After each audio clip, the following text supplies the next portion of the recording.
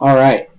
So in today's podcast, we have on Caleb Bell, otherwise known as BassQuest on his social media. But before we get into that, another quick shout out to Angler. If you guys are watching on YouTube, you can see me rocking the Angler shirt and the Angler Bullseye. This product has been a great asset to me to record my catches in a very simple and easy way while I'm on the water. I'm out fishing. It's amazing for me to be able to go back and see the waypoints where I've caught fish and be able to put together a pattern, put together a reasoning as to why I got those bites if I wasn't sure in that time being. I'm able to go through and study on my trips in the Angler app here and learn certain things that I might not have learned in the time being while out in the water. But also, now they've come out with something new. There is now challenges. You can now complete challenges through the Angler app.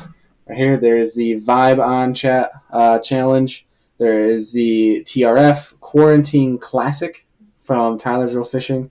So two different ones right now that you can compete in. I believe they were both catch 14 fish in over a 14-day period.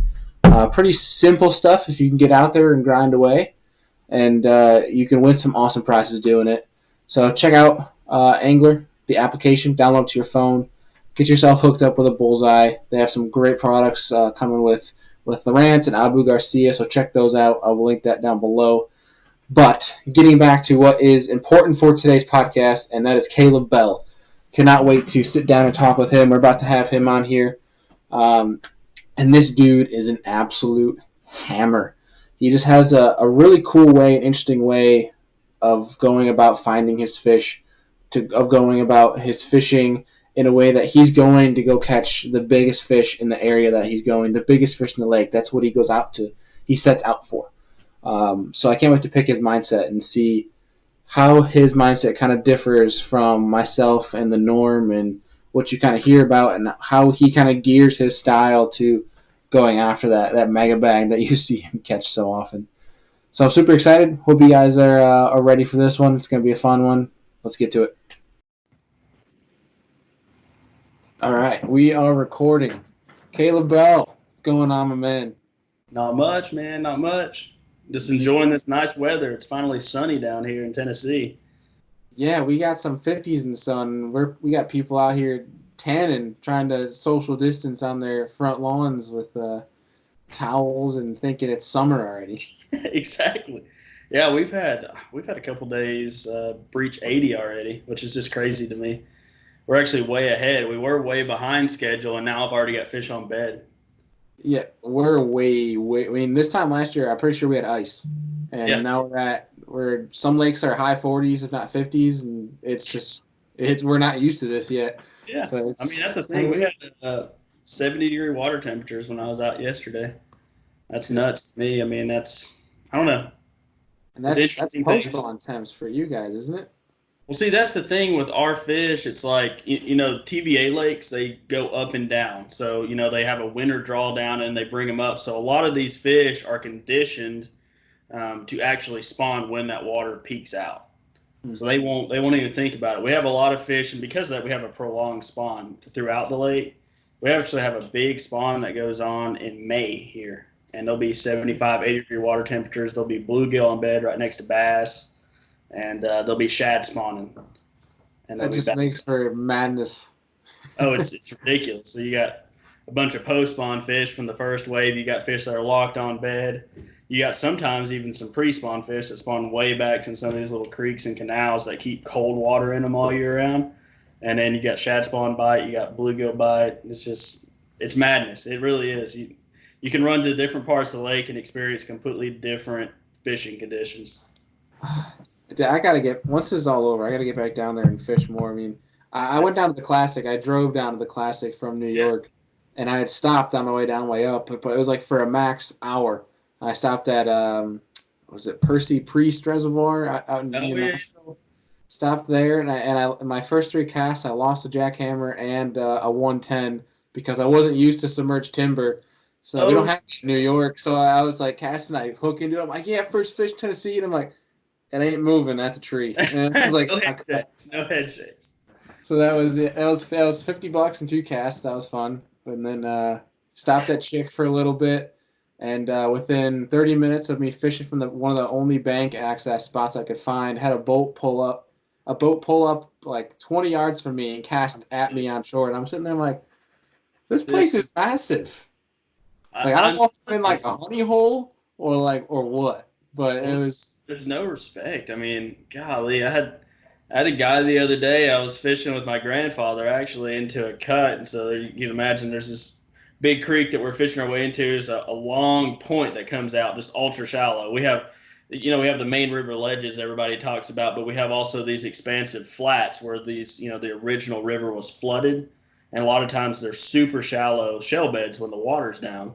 So I'm fishing this shell bed right here in 2 to 3 feet of water, and it's inches on top. And this dude starts going out. He's got the whole creek over here. He can leave, but he wants to run over where I'm fishing to get out of the creek. And I wave him down. I'm like, dude, you can't run right there. He's like, I'm just trying to get out of the creek. I'm like, dude, no, seriously, you can't. You can't go that way.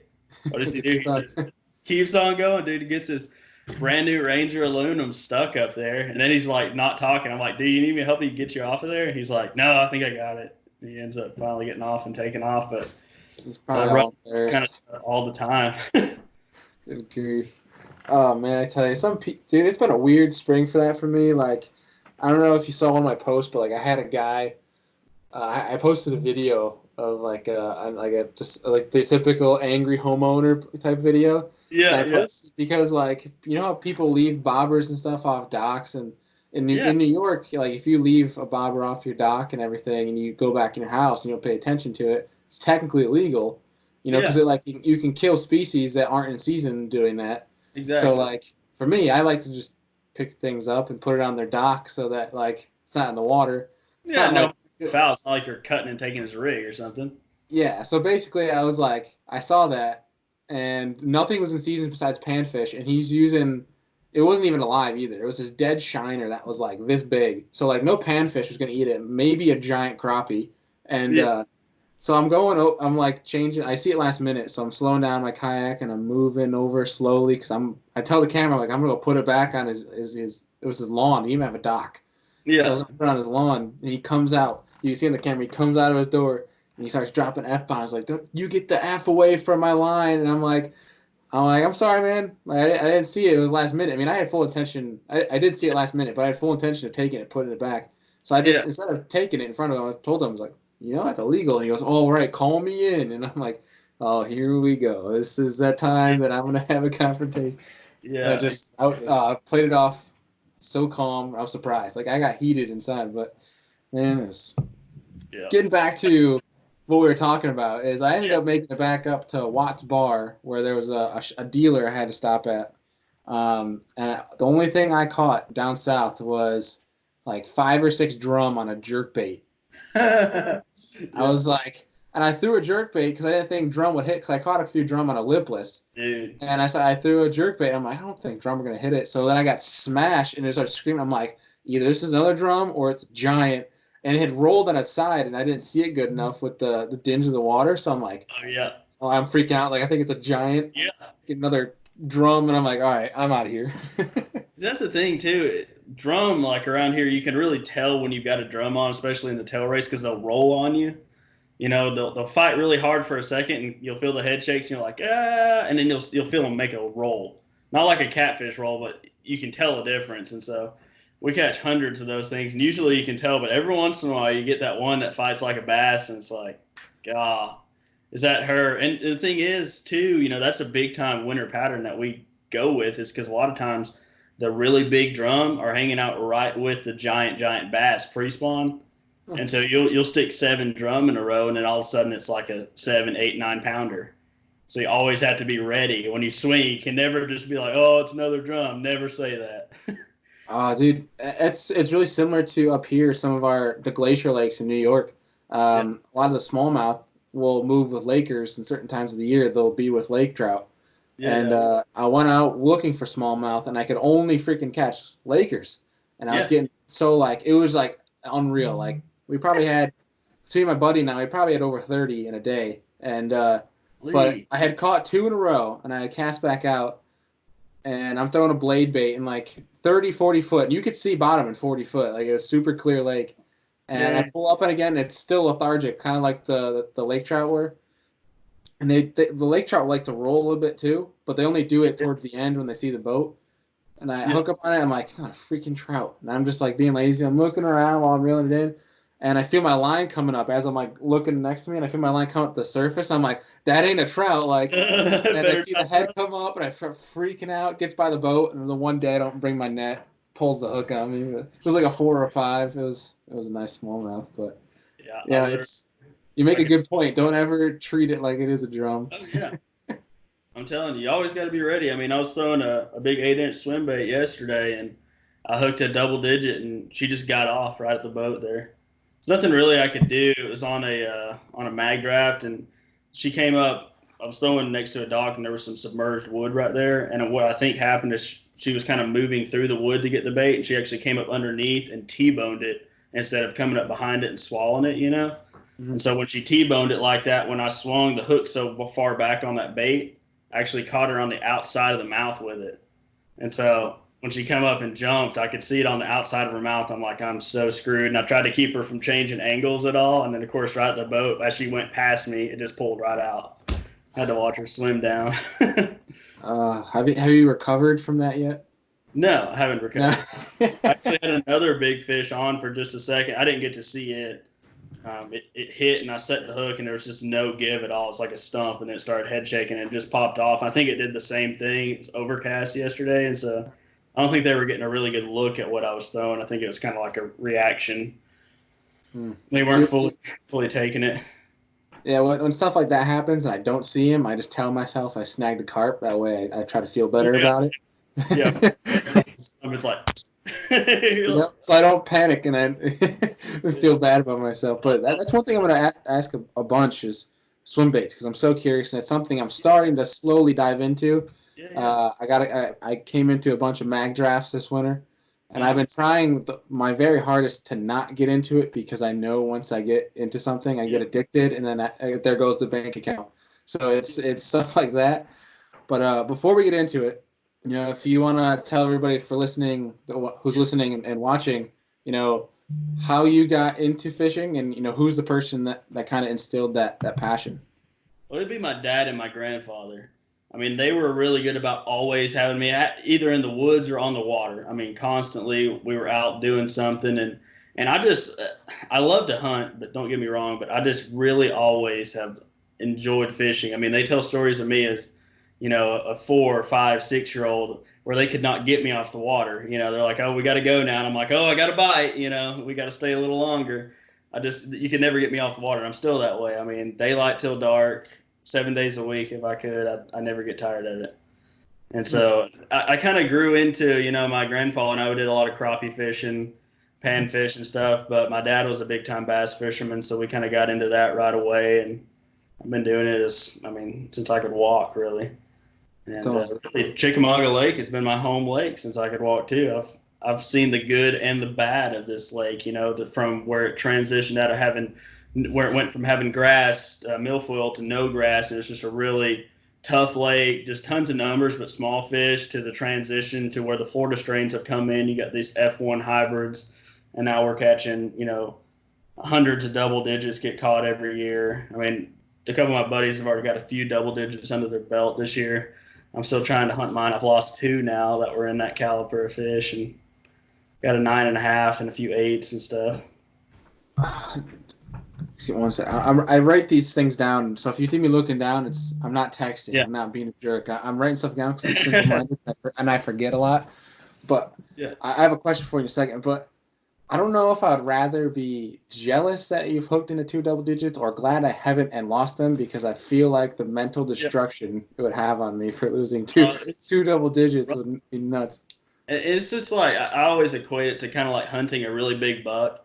It seems like whenever they walk out, something just bizarre happens, and somehow you can't get a shot, or it's just weird. I had one actually walks through the woods. When they first opened up Hiwassee this year, it's a wildlife refuge, so it's closed for like a waterfowl refuge. through most of the winter. It opens up the first day of March, and a buddy of mine and I, we snuck back into one of our little areas over there.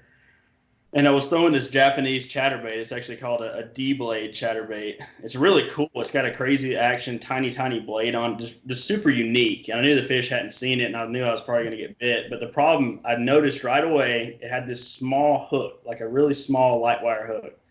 I'm like, that might come back to bite me. And of course, the first fish I hook on it is every bit of 11 to 12 pounds. They actually come up schooling next to the boat, and I think they're rockfish. Like, I think they're stripers. And Randy's like, "Is those striper?" And I go, "I don't know." And I flipped my chatterbait into there, made like 2 cranks. I swing, and I'm like, "Oh God, get the net!" And then I lose that fish. The net was actually frozen shut, believe it or not. Our guides were freezing up that morning, and my net, I hadn't deployed it at all yet, and so it had gotten wet the night before, and he couldn't open the net. So this fish is just right next to the boat, flopping around, head shaking, and he's trying to get the net open as hard as he can. Finally gets it like a quarter of the way open and goes to dip the fish, and it comes off and just bumps the net and swims back down, and my hook's that's the worst. Oh, dude, I was like, I could have cried. I just sat there for a second. He picked up a swim bait, fires in there. His third cast catches a 7.5 off the same spot, and then like the sun comes up and it's gone. There's no more activity. See, I saw that thing, I don't care if I went half in or full in the water, I'd be bear hugging that thing. Dude, I mean, but it was, and Randy's that way. Like, he would have lit that fish, but it's one of those where it just stayed just far enough out where you needed a net, but she was in net range, so you're fumbling, you're trying to figure out, is it going to get close enough? Yeah. Like, you could see his mind working the same way mine would have been like, okay, what do we do now? What do we do now? Trying to figure out a way to land fish. That's funny. Just never know. I mean, that's the thing. That's the fun thing about where I fish on all these lakes. I've got a lake around here that you can catch 7+ pound spotted bass, and every time you swing, you don't know if it's going to be a 2-pounder or a 7 or 8 pounder. We've got lakes, where we catch teener size. There's a 13-pound largemouth caught a couple days ago in Sail Creek. Chickamauga. You never know. Anytime you swing, it might be a 3-pounder. It might be 10, it might be 12, it might be 13, who knows? And, nickajack, I fish nickajack a lot for smallmouth, and there's 9-pound smallmouth that live down there.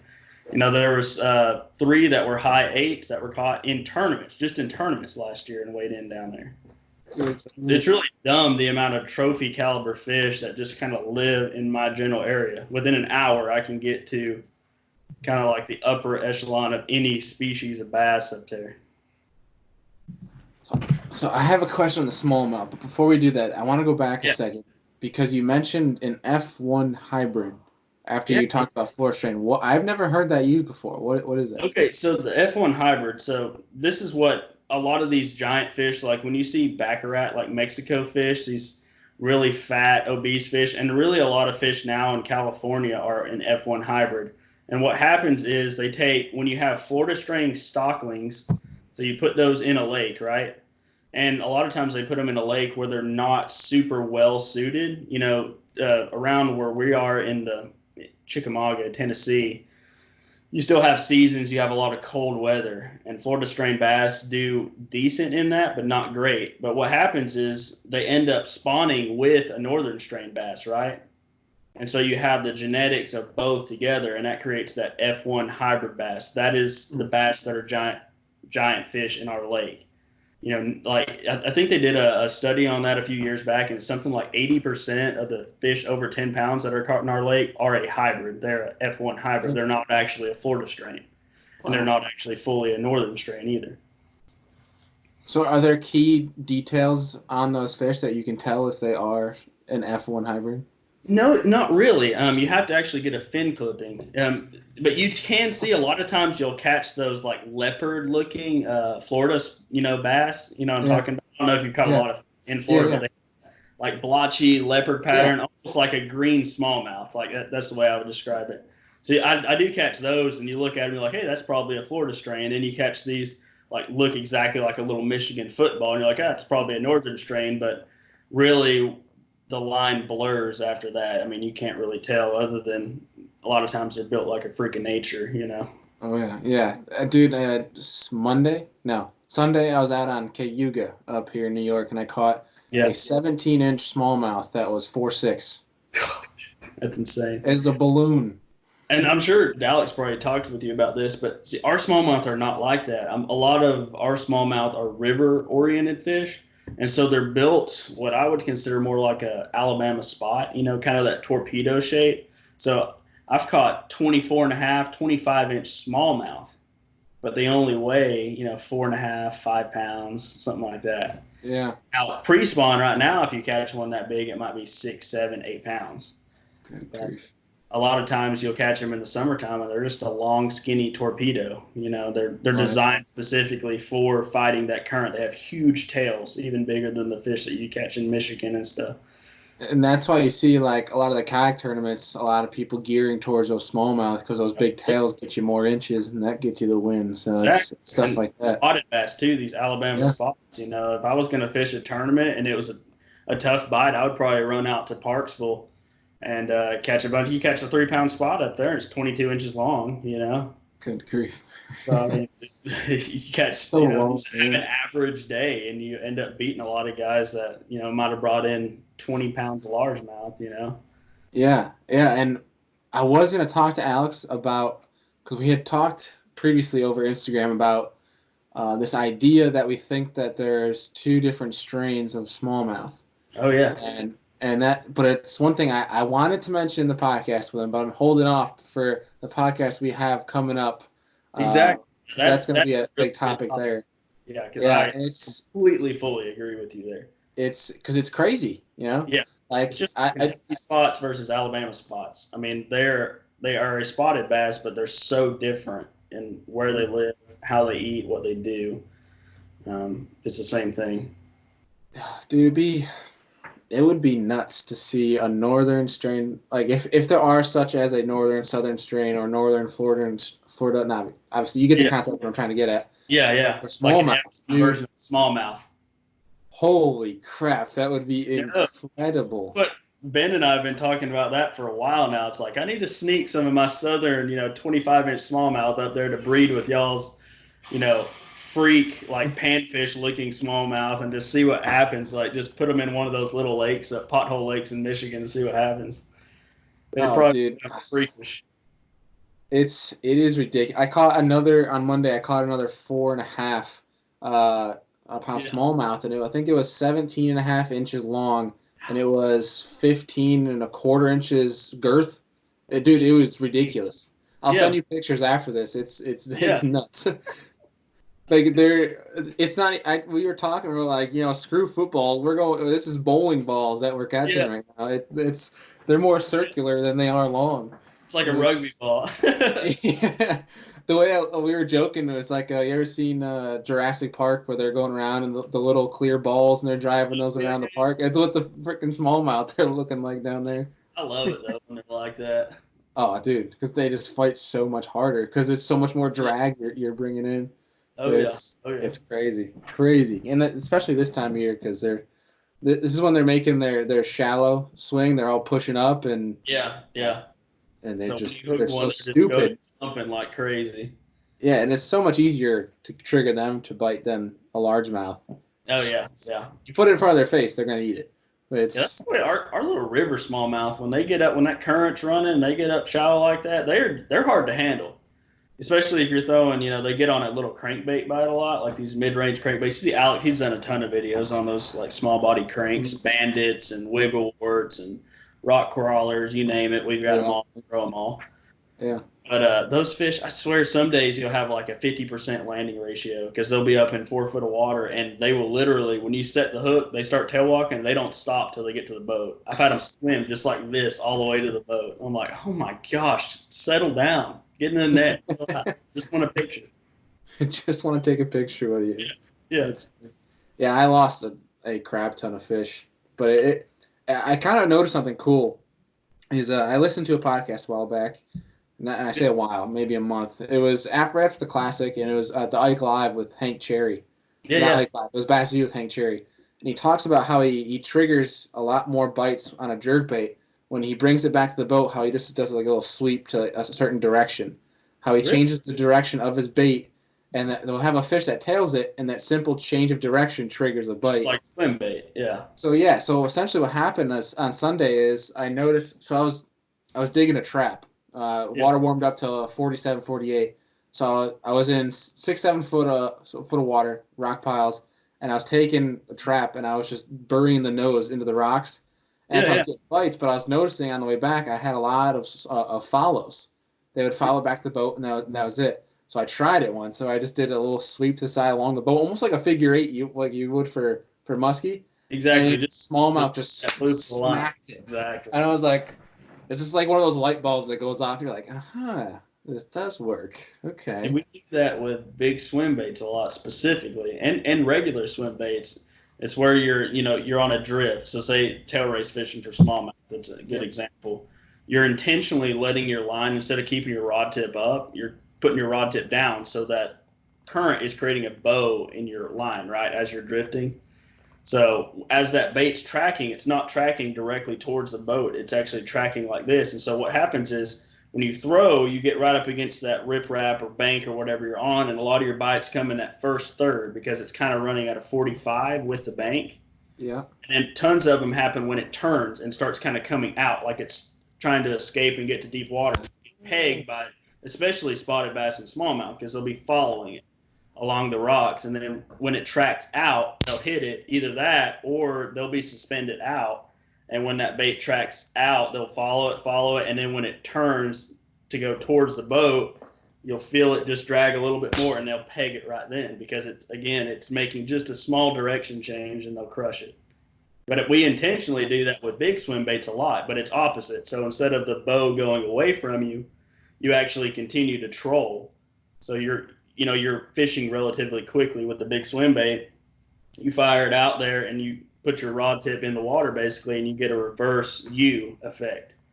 So you have to kind of reel down to get the hook set, but you get so many bites because, again, it's tracking with the bank, then it comes out, you get bit right there, or when it turns back to go towards the boat, you'll get bit by followers a lot. Mhm. That's a really good thing if you're going to throw that mag draft. That's kind of a sneaky thing you can do instead of just having, because otherwise you'll have so many big fish that'll literally just fall out to the boat and just look at you like, hey, are you going to put that back down here? Like they have no intention of eating it at all. And you can't get them to eat, but if you continue to troll, you put that bow in your line, a lot of times you can get them to commit on one of those little turns. I heard there's also a theory that why there's a lot of bites where commits that happen right at the boat is because big fish like to pin their bait against something. So Yeah, when surface. you're working it and you bring it back up towards the boat, that Yeah, there's that it's between they have the boat and they look at the boat like it's a wall, and that's yeah. when they hit it because they think they've cornered the bait fish. And one thing I think is specifically is just because that bait changes angles again. So we're talking about the change in angle in a loop, but when it changes angles, just like a big deep diving crankbait, you get so many bites when it comes back up. With a big swim bait, a lot of times you get bites as that thing is heading towards the surface. Because again, big fish, they like to pin the bait against something, whether it's a seawall, whether it's the rock on a 45-degree bank, it might be the bottom of a flat. But one thing they really like this time of year to pin a bait up against is just the surface of the water. So I'll put lighter hooks on glide baits. I'll drill out sections of big soft baits just to make them ride really high in the water column. Because if it's clean enough, you can pull that fish from the bottom. That's not a problem. But they don't want that bait to have a chance to get away, right? So if it's hanging at 6 or 7 feet in the water column, a lot of times they won't take a chance at it. Because what's the odds they're going to be able to pin that bait? Especially if they pull off, they have to swim 6 foot off their ambush point. What's the odds they're going to be able to get a hold of that fish once they get out there? Pretty low. But if you have that thing really high towards the surface of the water, you can call them up, and they know if I can close that gap and get all the way to the surface, that fish has only one way. He can go sideways or he can go down. So basically, it's the same concept. It's the way topwater works, but for Yeah. big swim baits, it's like a key thing that a lot of big swim bait guys, Chris actually, Bass Attitude, he's the one that showed me a lot of this stuff because he's been throwing big baits for years. He's from California. Yeah. That's something I really want to do this year. But it's like it's just so interesting on how that whole concept kind of works with big So baits. many little things that go into it. It's like jig fishing. You can go out and throw a jig and catch fish. Like you can go out and throw a big swim bait and catch fish. But when you start talking to guys that do it all the time, like the amount of little details and things they think about is stupid. It's unreal. Yeah, it's yeah. One question I have for you too is how do you so when you go out and you know you're gonna throw a swim bait in a certain day, like I guess is it dependent on conditions or is it just personal preference whether you throw say like a boot tail versus a glide bait? A lot of times it's conditions.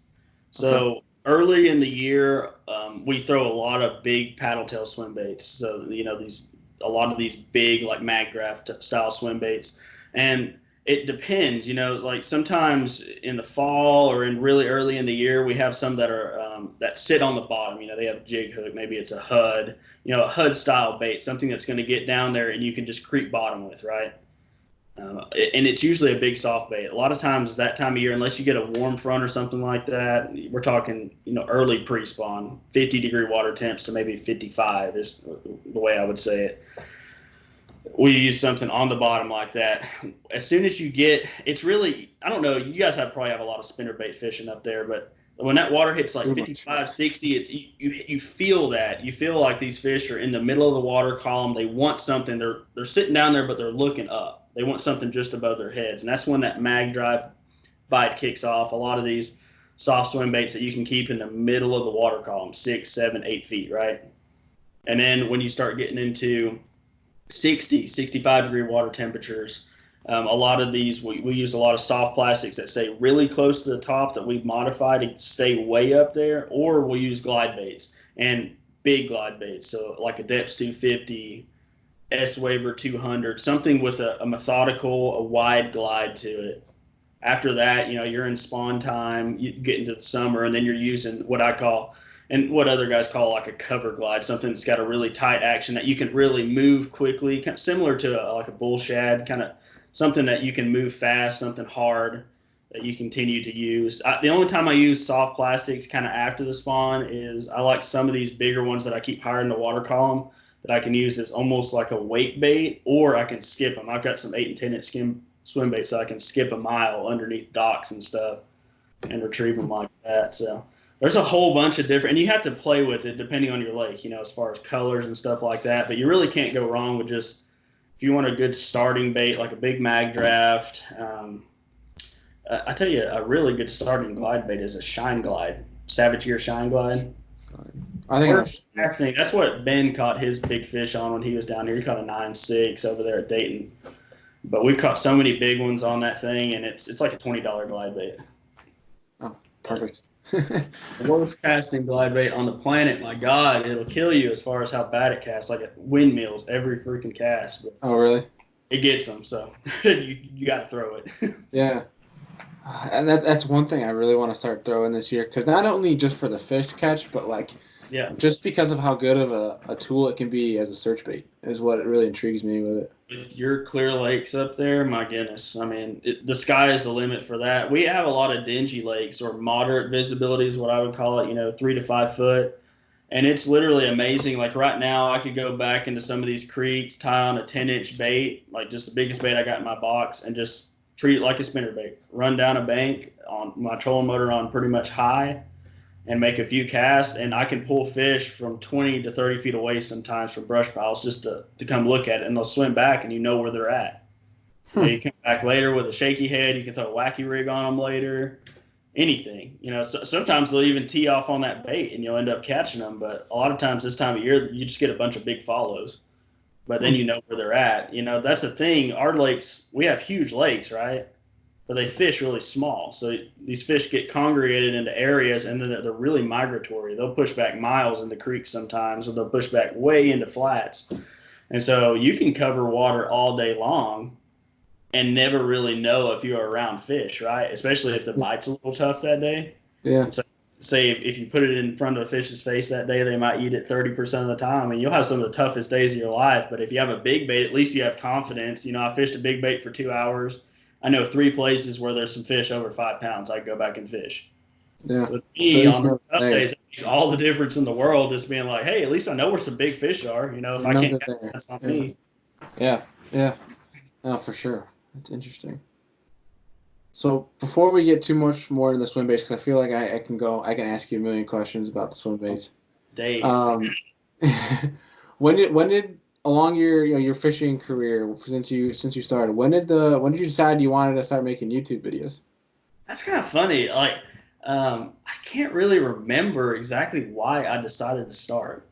My wife actually bought me they had like a really good deal. This is, gosh, 2017 maybe. Yeah, I think it's 2017. They had a really good deal at Costco on a GoPro. She's like, hey, she bought me a GoPro. And so I had it.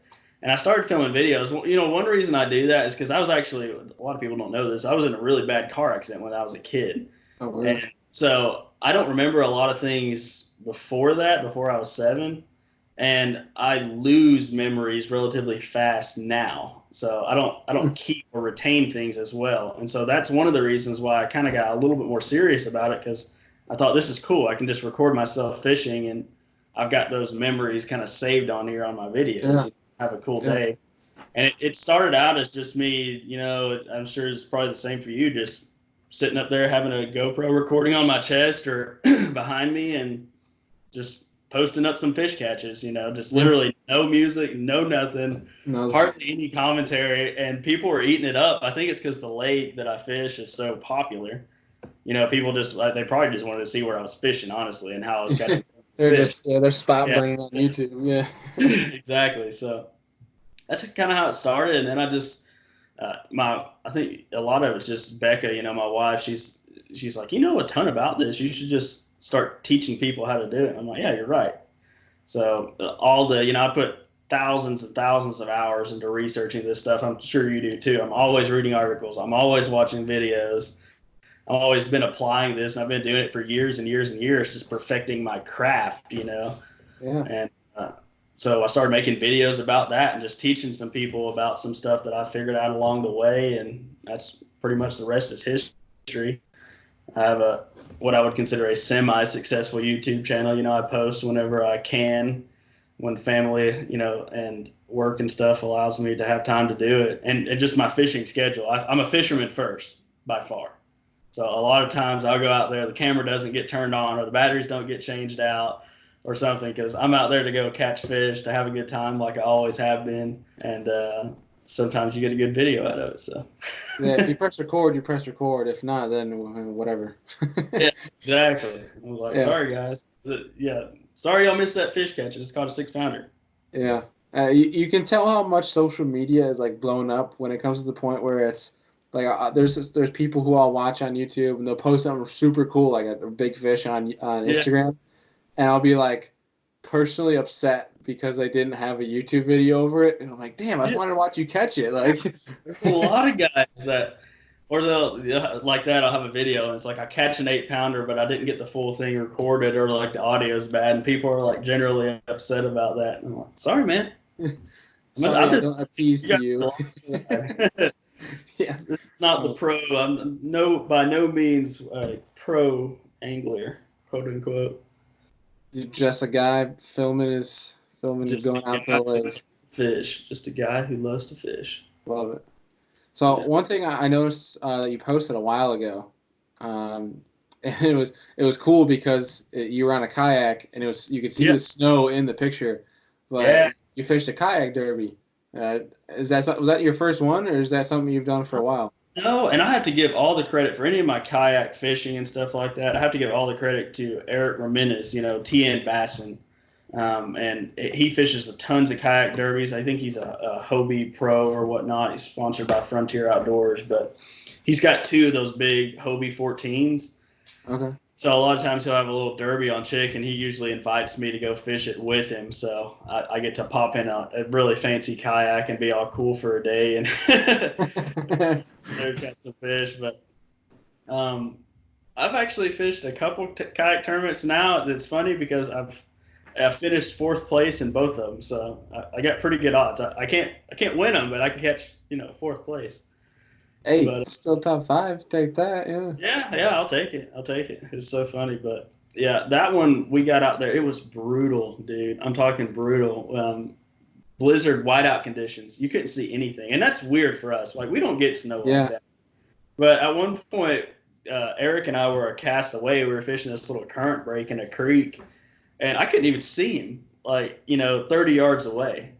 It was so. It wasn't. Thank goodness it wasn't windy. It was just one of those kind of like white out, just snowing like crazy. Actually, when I took that picture, most of it had melted off, but I had 3 inches solid snow I was standing on in a boat, and ended up finally catching a limit. You talk about a brutal day, though. It took me Jeez. forever to get my last fish there. Actually, I paddled a total of like 4 miles, hitting different spots in that creek. I've run across here and I've run back, trying to time it right to hit these little breaks where these fish were pulling up. There were little feeding areas, but as you know, in the wintertime and in early pre-spawn, those fish, they only pull up to feed in those areas for really short windows throughout the day. So you kind of have to catch it right.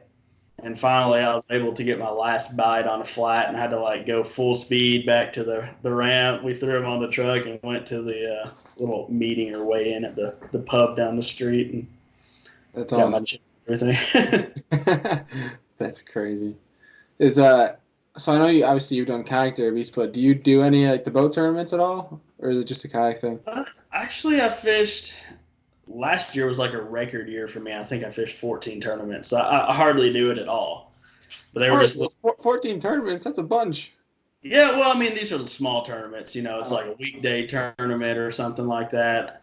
Usually, the ones I get more serious about are the Big Bass Splash or Big Bass Bash. I can usually go over there and that time of year win an hour and catch a big fish. To get $1,000 check or something like that. Other than that, I go out there just for fun. I'll get invited by guys like, "Hey, you want to come fish this tournament?" And I'm like, "Sure, why not?" sure. You paying? Sounds good. Yeah, well, I mean, a lot of times I pay. A lot of times it's like my college guys I fish with, like Cole Sands and Connor Domino and a couple of the other guys around here, Saxon Long. They'll Yeah. want to go out and fish something. Really, they're a lot better fishermen than I am, so I enjoy getting out in the water with them, netting their fish for them. That's But, funny. Any plans for 2020 tournament wise? Virus willing.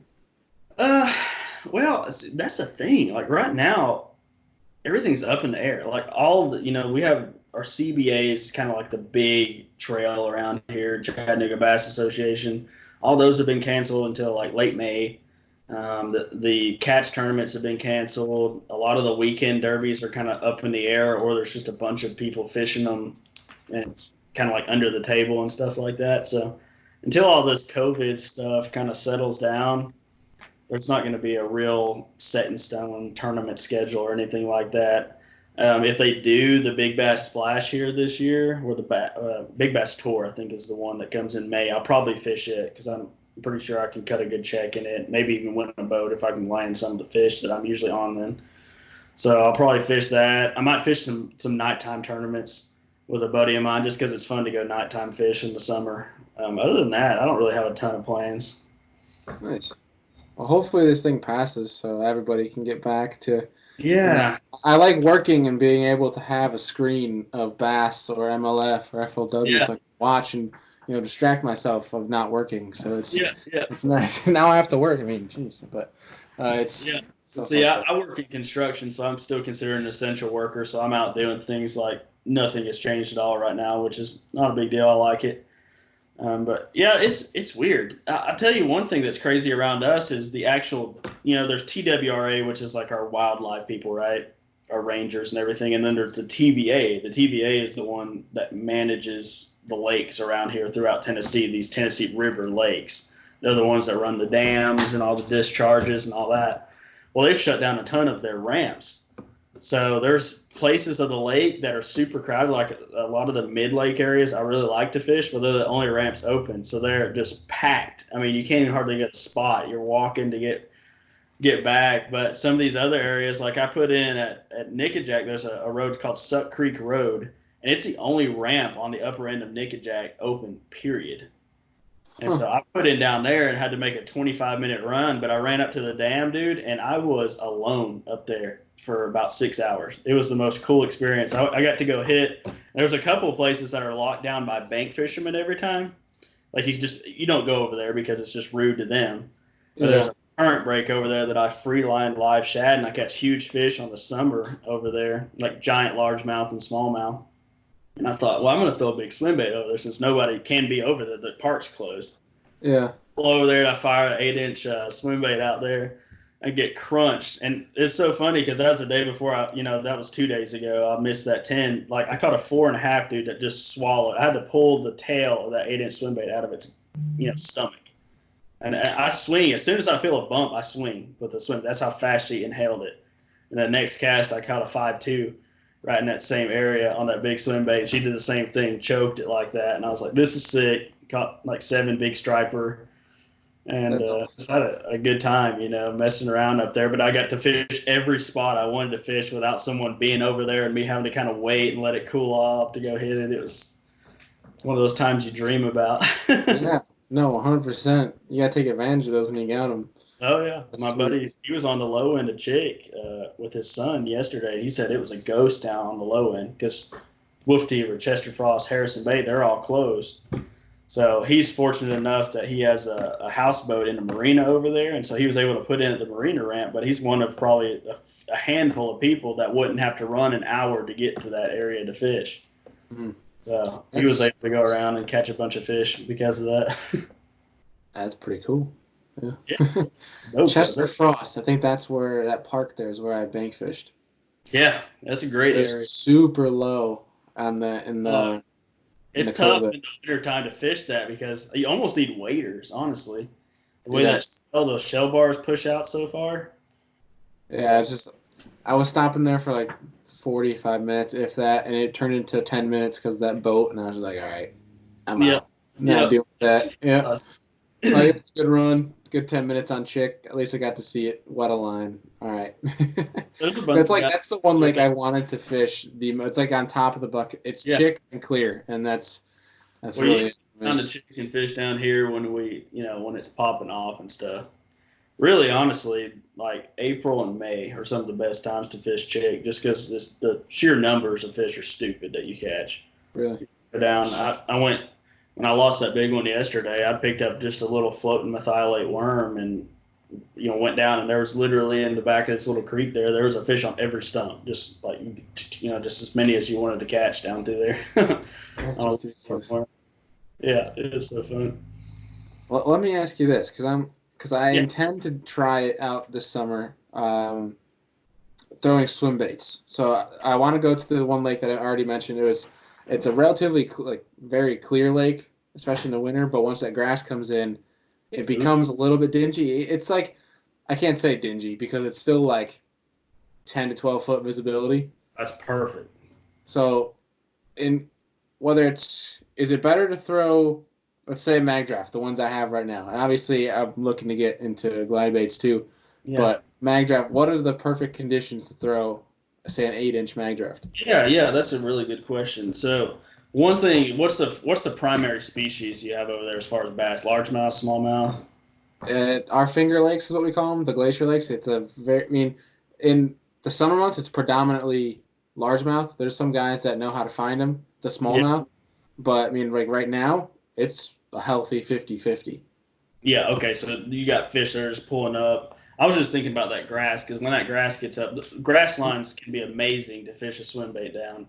You just 45 it like it's a bank or whatnot, and you can go down and catch those fish. But a lot of times, so for me, and Chris and I have learned this over the years, like prime big swim baiting is done really in the middle of the day when most people think that it's not even that good of fishing. So a lot of times we can go fish, do a lot of reaction bite stuff and do our morning bite, like top water. When the sun gets up, you want small shadows. You want the sun high in the sky. And you do want sunlight. Overcast days like I had yesterday are the days that fish miss a swim bait. You don't get as many bites. Okay. You get a lot of good sun. It's really those post-frontal bluebird days can sometimes be your best days, or these prefrontal, again, just a few clouds here and there, really high skies. But one of the biggest keys is a good breeze. You want a good chop going across that water, and it really breaks up the profile of that bait and those fish. That's when they really tee off. You'll get some of the most violent swim bait bites you'll ever get during those conditions. Those fish really, they make a decision on it and they absolutely hammer it. We've got some spotted bass lakes around here when we go and we do that, and those fish will literally come out of 40 feet of water and hit a glide bait so hard they'll porpoise out of the water with it, like 2 feet in the air. It's insane. So can the same be said for glide baits then too? Is you want a little bit of chop? Okay. Yeah, want some chop. Really, the exception to that is you can get away with kind of some flatter conditions. You can get away with a little more overcast and stuff with a glide bait, especially if you're fishing cover. So you're making a cast. So maybe it's the post of a dock.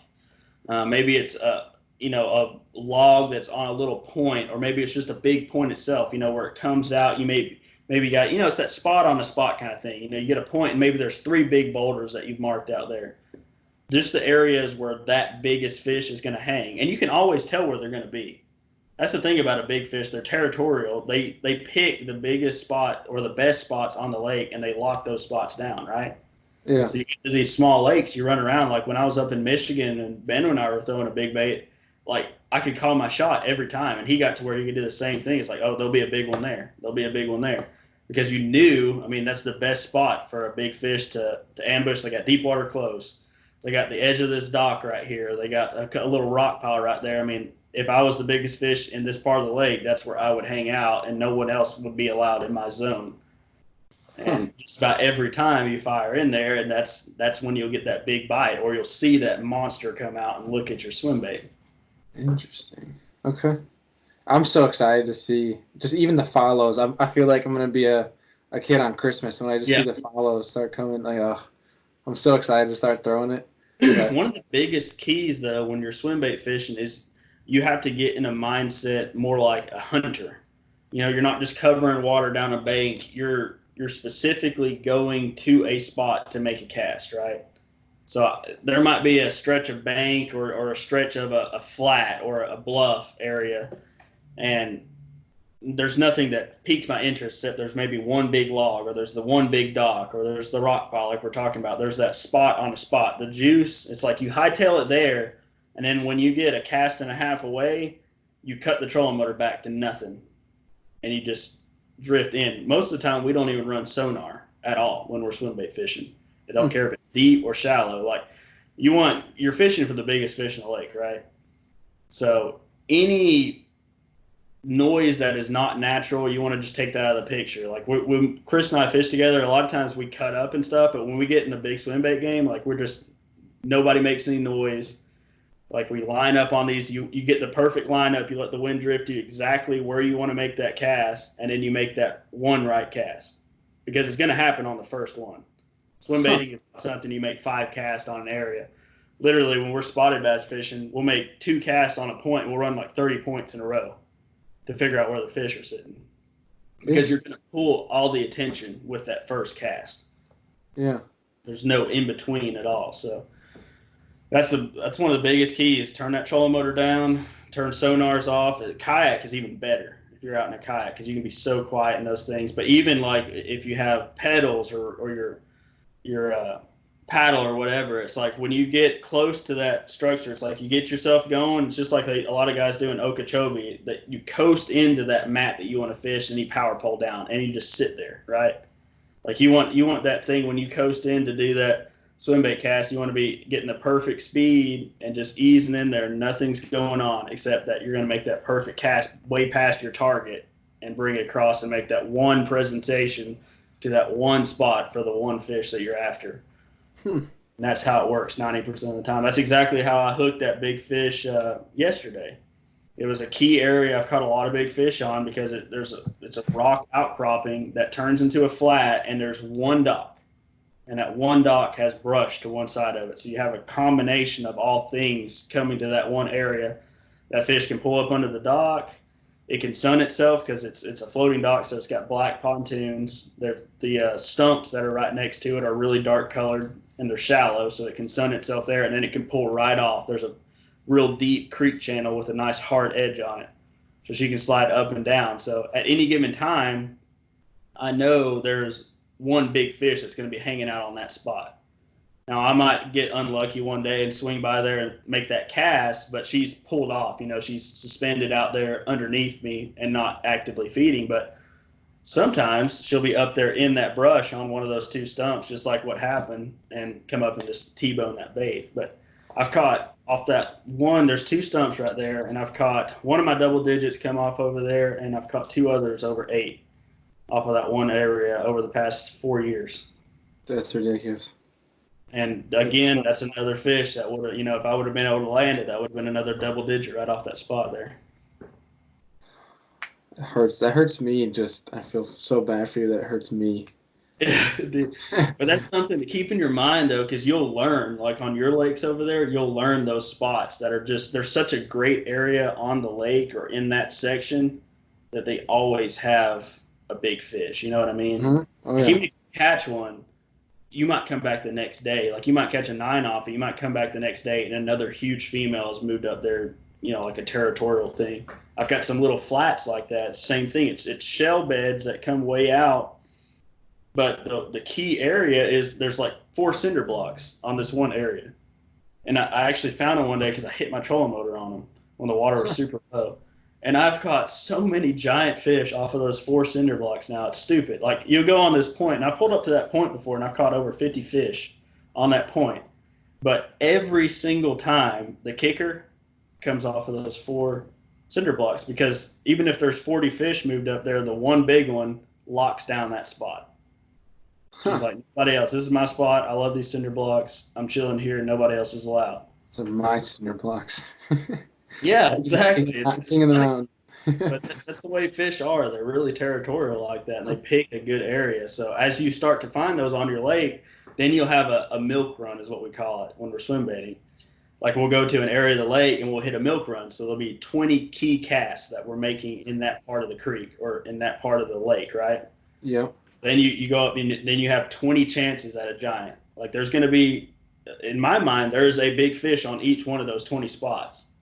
So if I hit all 20, I might get lucky enough to trigger 1 or 2 of them, right? And if you have a really good day, you might trigger 5 and end up with a huge bag. Interesting. I like that. Dropping some balance mentality than a lot of fishing, but it's fun. It really is. When you kind of get into the game, you get in the groove, and you'll start to get confidence. And that's how guys come in with these 40-pound bags. Cole, a buddy of mine, he hit it right the other day with throwing a mag draft, had 36 pounds, and he had a 388 he couldn't get rid of. A 3? A 388. He had one that was 1128, which was the kicker fish. Good grief. That is a 36-pound bag with a 3-pounder. Yeah, it's stupid. So you're saying he had 32, 33 pounds for 4 fish? Yeah. Good grief. Yeah, Chris Summerall, Bass Attitude, he was out there last year with a glide bait. He couldn't get his 4th fish, but he had 3 for 32. 4 for 32. Oh, you said 3 for 32, and I was like, what? No, I wish. But yeah, 4 for 32. Had 1 over 10. Oh my gosh! Good grief! That's nuts. Yeah, but that's the thing. It's like you have magical days like that. We had a day out on that spotted bass lake where we had 29 pounds one day. Just happened to pull in there, and it's like every fish that came up and looked at a glide bait that day ate it. Huh. We caught one giant after another. When you set the hook on a mag draft or a glide bait, I mean, is it different on a glide bait versus a paddle tail? No. Your hook set? Okay. That's a really good question, a really good point. When you swing on either one of those baits, a soft bait or a glide bait, it's mostly rod action. So on my soft baits, I run a stiffer rod, both long rods, 806, 807, really long, 8-foot long rods. But the main thing is, I might throw a lot of my glide baits on an 806, a 795, 5 or 6 power rod. A lot of my soft baits I'll throw on a 6 or 7 power rod, just so I've got a lot of backbone in there. But the main thing is you want to have a really strong hook. You know, a lot of times I change out my hooks to, you know, owner, what is that? The owner stingers, the 2X hooks. But they're say 2X, but you can't bend those things. Like, especially if it's a 1/0, like you cannot bend it even with 65-pound braid, because I've tried an 80-pound braid. But you swing hard, and you swing as soon as you feel the bite. You don't let those fish take it. You know, a lot of people think that with a big bait, you know, especially a big soft bait, you like, I got a 10-inch bait. Like when that fish bumps it, I need to let it take it, right? Like you don't at all. As soon you're reeling, as soon as that fish, you feel like, boom, you swing as hard as you can, and then you keep your rod in that one position and start to crank. Period. You don't go, you know, moving your rod up and down, changing angles, trying to push the fish where you want. That fish is already going the direction, or you already set the hook in the direction that you're going. So you keep your rod tip down, and you have, you know, a 5:1 gear ratio, and you just wind just as fast as you can wind. Even if your drag is still pulling out, you're doing one thing, and that's this the entire time you're cranking.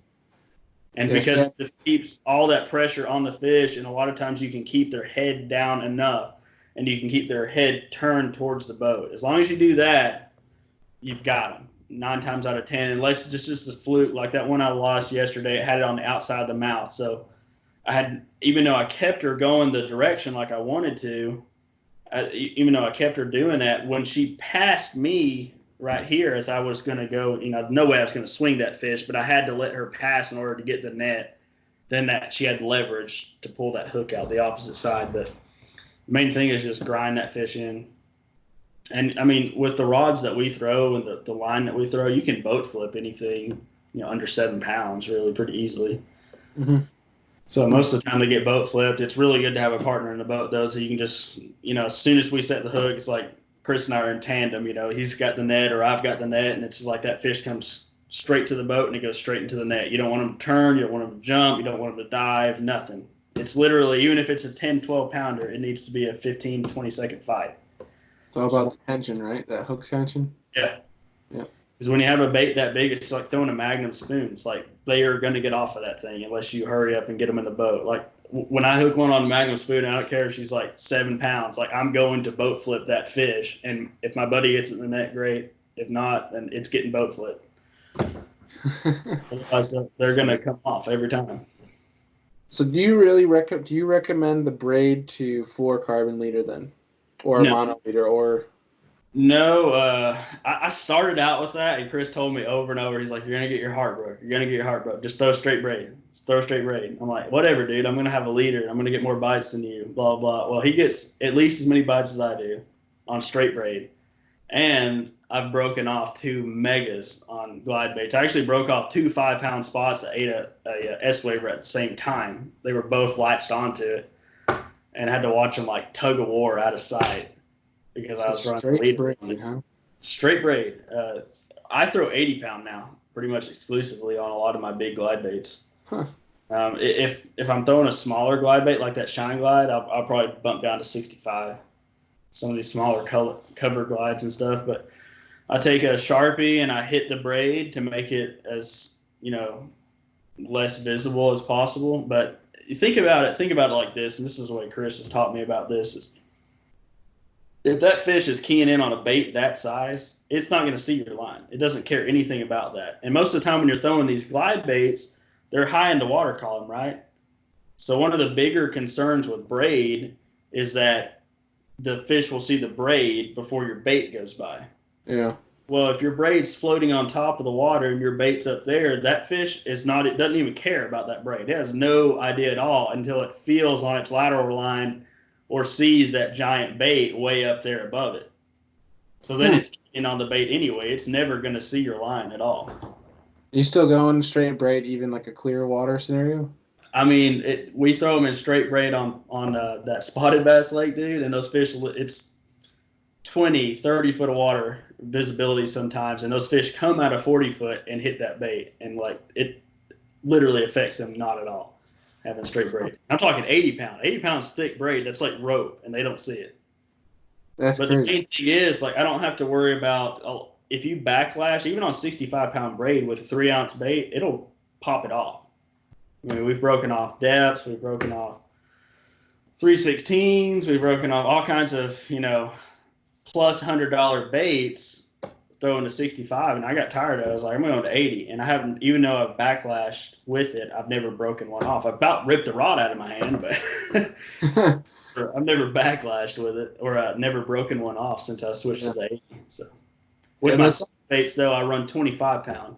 And I use it's actually a copolymer line. It's called K9 fishing line. It's their original fluoro, and it's basically it's like 90% fluorocarbon with nylon added in. It's like 10% nylon. So it's really clear, but it's got more of like a stretch of a copolymer, so not quite as stiff as fluorocarbon, and it also is neutrally buoyant like copolymer, which is awesome for those big baits. Because again, I don't want that line sinking down below, pushing that bait further. I want my line to stay high. I want it to stay directly in line with that bait. So when that fish hits it, there's no movement or slack or anything that I have to pull through to really swing that hook set home. Because I want my rod pointed directly at that bait at all times. And I actually kind of push my arms out a little bit when I'm reeling. So I can pull in when I feel the bite. I can pull in, put my hips into it, and just really swing. And I can, with that 8-foot rod, I can take up so much, even if that fish comes to me. But ideally, when you set the hook, you want to actually get into the meat of the backbone of the fish about right here, so that you're in a good position to kind of tuck up and reel. If you swing and you're way back here, you got to try to make up that ground while you're grinding that fish, and that can put you in a situation to where sometimes they'll get off on you like that. So many variables to take into account. Dude, there is, because I mean that's the thing. When you have a fish on a giant bait like that, they have a really good chance of shaking it. So you have to put everything into, your favor. Yeah. To really make sure you got a stellar chance at landing that fish, because a lot of times it has the chance to be a fish of a lifetime. What the biggest smallmouth that Ben and Nathan have ever seen was when I was up there. I was throwing an S-waver, and there was one came off a dock over there. It's just one of those, like, you call it. It's like, that's where she's going to be. Fire up there, and freaking, I don't even know how big that fish was. 7, 8, 9 pounds. I don't know. Giant. Comes out and followed it to the boat. Oh my gosh, I can't even imagine. I want to bring those up to Lake Erie when it gets real clear and they get up in the spawn. Just throw an S-waver or maybe even a mag. I'd be curious to see if they'll eat an 8-inch mag. Go big. Get an 8-inch mag draft. Get an 8-inch S-waver. They draw so much more attention and so many more bites than the smaller ones. And little fish will eat them, dude. The first 3 fish I caught on an S-waver were like 12 inches long, like the S-waver 200. Probably got so excited. Oh, dude, yeah. I was like, oh my gosh, I got a bite. And then I'm reeling. I'm like, do I have him? Did I lose it? It's like, wait a second. It's like, I feel something. A little something, a little tug every once in a while there. That's funny. Well, dude, I think we can talk about this for freaking ever. And we're gonna have to do a Swimbait panel. That would be a pretty sweet thing. Get Alex on there. Ben's become a pretty proficient Swimbait dude himself now. He's I kind of got him into it. We can get some California boys out in there, and maybe we'll tap into some people's pages and see if anybody wants to come on. Maybe Oliver will want to head on, and that'll be a pretty sweet. Yeah, Oliver. There's another couple guys like. I'll tell you who you should talk to is Scott over at Hog Farmer Bait Company. I mean, he's like ridiculous into it. Chris over at Bass Attitude, he's like the godfather of swim baits around here, But yeah, you get some of those swim baits. They can teach you some stuff, especially about this kind of Eastern swim bait game, because we do things a lot different. These fish act different. And they set up different on our lakes than they do out in California. So it's kind of cool to see how people are taking those baits and adapting them to catch giant fish over here. Yeah. And 100%. Some local guys, some of these guys that you see dropping those 40-pound bags, I know how they're catching them. I know what bait they're throwing. It's that game, you know what I mean? It's like there's a few guys that have figured it out, and they got it dialed in. 100%.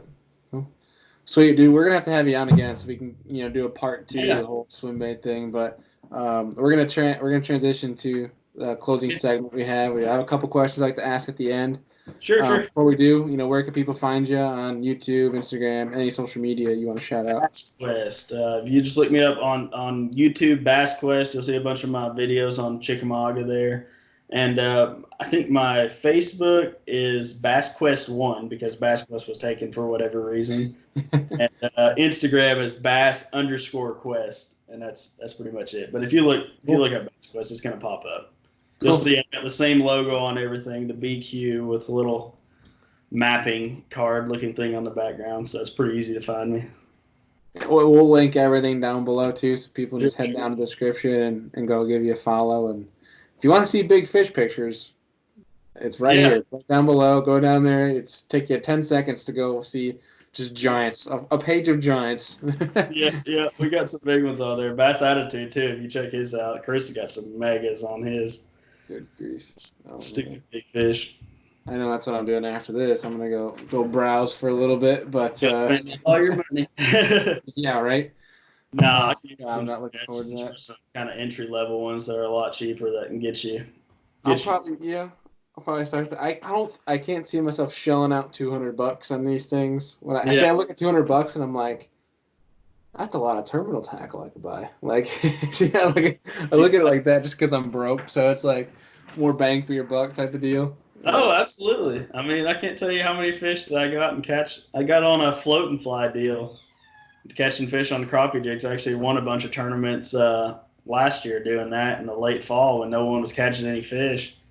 And I figured out how to catch some schooling fish. So I'd lose one of those. I'm like, wow, that was 18 cents that's gone instead of $200. That's not too bad. Yeah. Oh, been there. Oh my gosh. All right, man. You ready for these last 2 questions? Yeah, man. Send them. All right. First one. If you could invite any 3 people to dinner to pick their brain, who would they be and why? Ooh. They can be past or present, and they don't have to be fishing. I would probably invite Butch Brown just because I'd want to get some of his perspective. I could get him to actually talk to me a little bit, about some of that stuff. Just kind of some of his, again, that swim bait mentality. It's like how you break that down to really target those giant fish. Because there's something special about a few people that can do it. Another guy is actually a local kid that just has been crushing it. He's got 5 bags over 40 pounds on chick in tournaments. Caught one 49-pound bag in practice. He's just killing the game. Awesome dude. His name is Kevin Drake, and he's younger than me. I think he's like 25 or something. Absolute hammer. If I could get him in a room and be a fly in a wall and like pick his brain, but it's wild to me that he can fish the same stuff I'm fishing and pull those kind of fish off of it. And I don't know. Let's see here. Number 3. Who would that be? It's a tough question.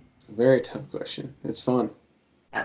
It would either be Gerald Swindle or Mark Zona, just because I'd want to be in a room with them. They would just be like at the table, like they're awesome fishing conversation, but also just that comedy vibe too. I could just sit there and crack up as well.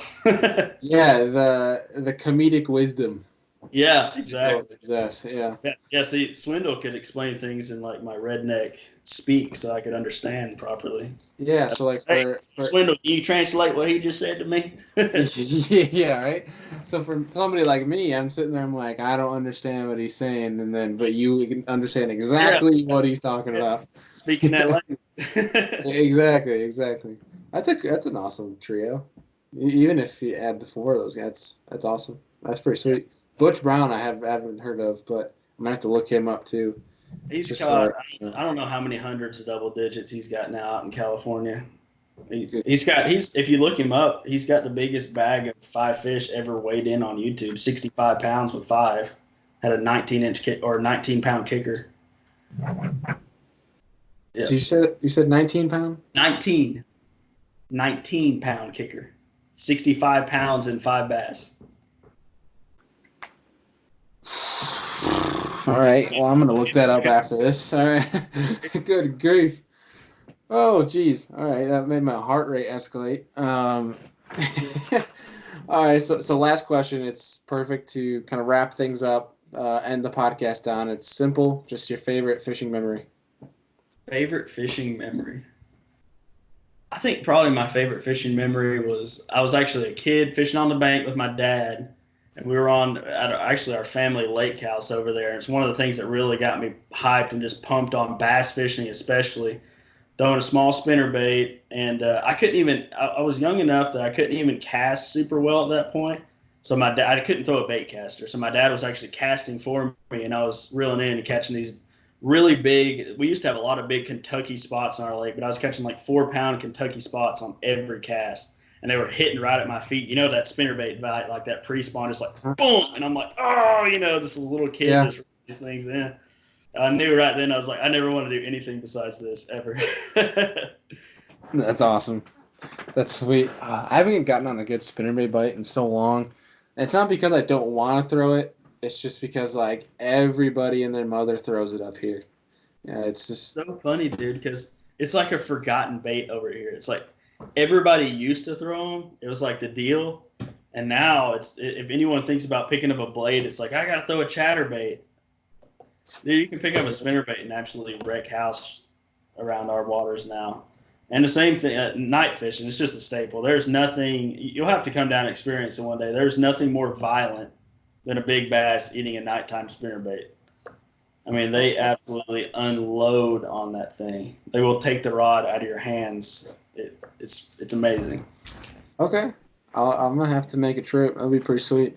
Let's do it, man. I'm telling you. I'm game. Once it's all over, personal best largemouth. Dude, I just tied it this past weekend, 6'2". Oh, dude, we're gonna crush that thing. Get out of here. We'll crush that in a heartbeat. I just broke my smallmouth PB too over the weekend on a Finger Lake of all things. Even though I have Erie and Ontario around, it was 5'3". That was on that technique I told you. I switched up. I did a sweep. Yeah. I was pretty proud of myself on that. I'm working so hard to catch one of these giant river smallmouth over 6 pounds, and I've not been able to pull it off. I'm like the king of 5-pounders. I've caught so many 5-pounders now, but I've not been able to land. And I'm talking skinny 5-pounders sometimes. Just really? Like should have been a freak, but for whatever reason just spawned out or whatnot. But weird. I'll tell you, my buddy Cole, he's kicking himself right now. Even though he caught 11, he's caught 2 double digits already this year. But he lost a smallmouth. He's got it on video. I have to shoot you the video when he sends it to me. He lost a smallmouth every bit of 8 pounds in the tail race on a crankbait the other day. Oh, no. Just pulled off. Like it jumped. He like survived the first 2 jumps too. And it just, as he's reeling it to the boat, like, just kind of winding, keeping up with it, the crankbait just pops out. I hate that. Oh my gosh, dude. It just makes no sense. Hits the deck, like, oh my God. I don't blame him. An 8-pound smallmouth? You kidding me? Yeah, dude. It was an absolute freak. Gosh. All right, man. We're gonna wrap it up there. Just want to say thank you for taking the time out of your day. I mean, we're going an hour and 15 minutes here. It's been a blast. Heck yeah, my dude. Heck yeah. I feel like we could talk for 3-4 more hours more, but we'll be having you back on here real soon. So smallmouth panel is going to be just hilarious because I know Alex and I, dude, we get out and we start talking, and it's like we can talk fishing like politicians can talk politics. You know what I mean? Yeah, I feel like I'm just going to start that, and I'm just going to sit back, and I'm just gonna drink a little whiskey and just listen to you guys all chat. And then you're gonna come back. What was the question again? And I'm gonna be like, yep. We haven't even started. We haven't even started the podcast yet. You already said Exactly. I can't wait, man. So we'll talk to you soon, and you stay safe down there. Thanks, brother. All right, take care. You too. So I hope you guys enjoyed that episode with Caleb. That was a blast talking anything from fishing Tennessee to a lot of talk about swimbaits. This guy is a genius when it comes to swimbait fishing, so I was happy to pick his brain about a whole multitude of different things, but especially about the swimbaits because that's something I'm very curious on. I know a lot of people are curious on it. It's a growing movement in the fishing industry, so that was pretty awesome. Go down in the description below and subscribe to his YouTube channel. Check out his Instagram, his Facebook, his social media. This dude catches straight giants all the time, and you do not want to miss out. So it's pretty awesome. Go check him out down there. In addition, again, go check out Angler. Download the app. Get yourself a bullseye. You will not. I pointed the wrong side. This side. You will not regret it. And as well, subscribe to the Egbert Outdoors YouTube channel, where you can watch the podcast there. If you don't want to watch it, you can listen to our podcast on Apple Podcasts, Spotify, the Anchor app, the Angler app, pretty much any podcast application out there. Thank you guys for watching and for listening. We'll see you guys next time.